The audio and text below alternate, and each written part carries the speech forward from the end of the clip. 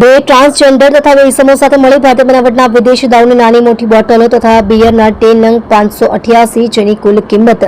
₹1,43,280 તથા દારૂની હેરાફેરી કરવા ઉપયોગમાં લીધેલ 4-વ્હીલર કાર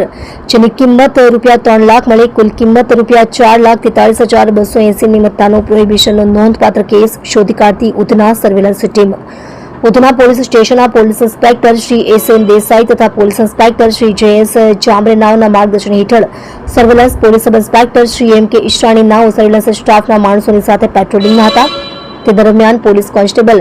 પ્રદીપભાઈ અર્જુનભાઈ તથા પોલીસ કોન્સ્ટેબલ જીવનદીપસિંહ ઘનશ્યામસિંહ તથા પોલીસ કોન્સ્ટેબલ કલ્પેશભાઈ કાળુભાઈ નાઓની સંયુક્ત બાતમી હકીકતના આધારે સુરત ઉધના મઢની ખમણી સામે આવેલ ખુલ્લા પ્લોટમાં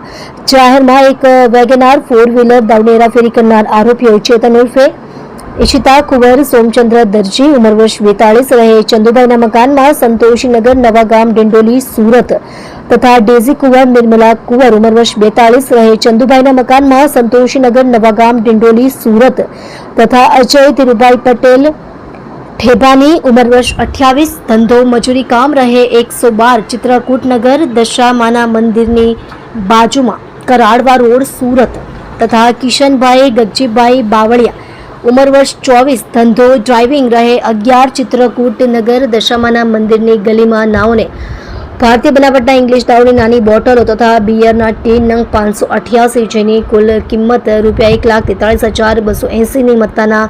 પ્રોહિબિશનના જથ્થા સાથે પકડી પાડી Udhna police station part C ગુનો રજિસ્ટર્ડ નંબર 2025 પ્રોહિબિશન 1 ની કલમ 65A E 81 116B 98 મુજબ ગુનો નોંધી ઉપરોક્ત